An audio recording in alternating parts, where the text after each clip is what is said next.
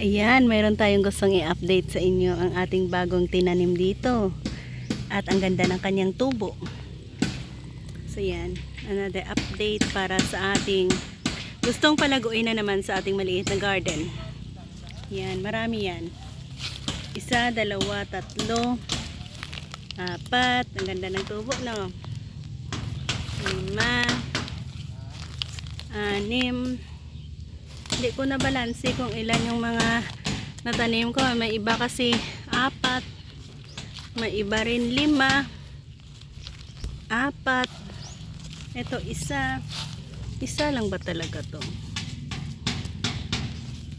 3. So yan ang ating area kung saan naman natin itinanim ito.